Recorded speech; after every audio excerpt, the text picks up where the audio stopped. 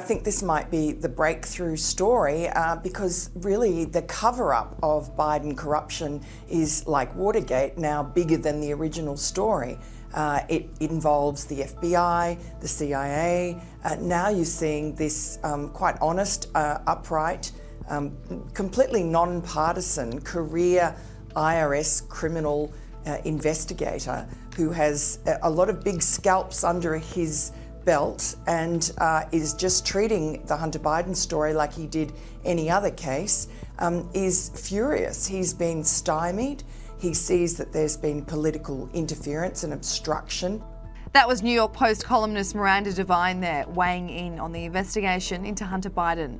The president's son has been under the microscope since 2020, when it was revealed that he was under federal investigation out of Delaware, and the fact that his laptop contents were leaked, which ended up being a treasure trove of personal and professional scandals for him. The investigation into Hunter has been operating since 2018 and is being led by attorney David Weiss, who was appointed to the role by former President Donald Trump. But things heated up yesterday when an attorney representing an IRS whistleblower wrote to members of Congress seeking protection for his client. That's because this whistleblower is involved in the investigation and basically wants to provide evidence that it hasn't been running smoothly or fairly as a non-partisan probe should. Devine told Tucker Carlson that this IRS whistleblower's claim might be the breakthrough story, claiming the cover-up by Joe Biden is similar to Watergate in the sense that what's happened afterwards is bigger than the original story.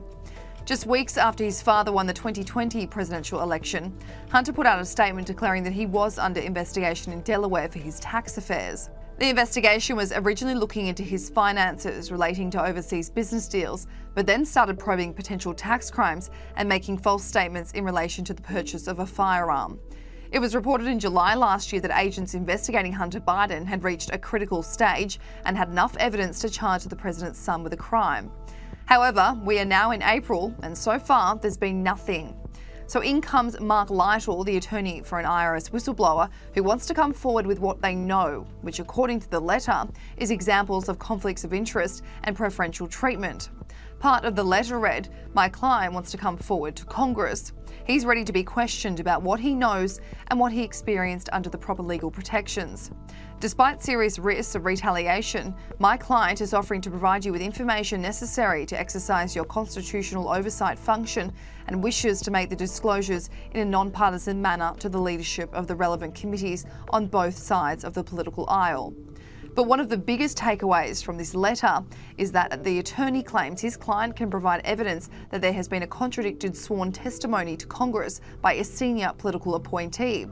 It's now being revealed that that claim is in reference to Attorney General Merrick Garland, who has vowed under oath multiple times that Attorney David Weiss is able to carry out this investigation without political interference. Merrick Garland was appointed by Joe Biden, so there's concerns that Hunter won't ever be criminally charged. Here he is just last month claiming that David Weiss has all the resources to operate the investigation.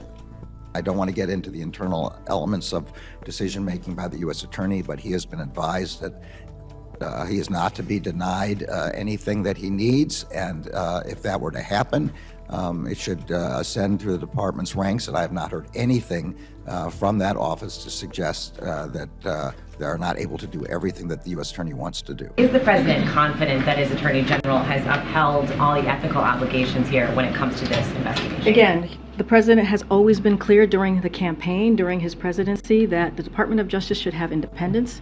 They should not be politicized, and they should be able to do their job independently, essentially. And so I'll leave it to them. I'll leave it to the Department of Justice to make their decision to move forward with this particular case. We're just not going to comment from here.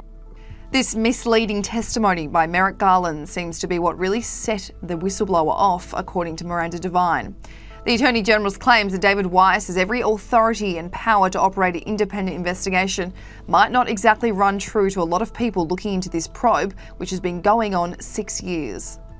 That is just the opposite of the truth. And really, if Merrick Garland doesn't know that, he's not doing his job properly.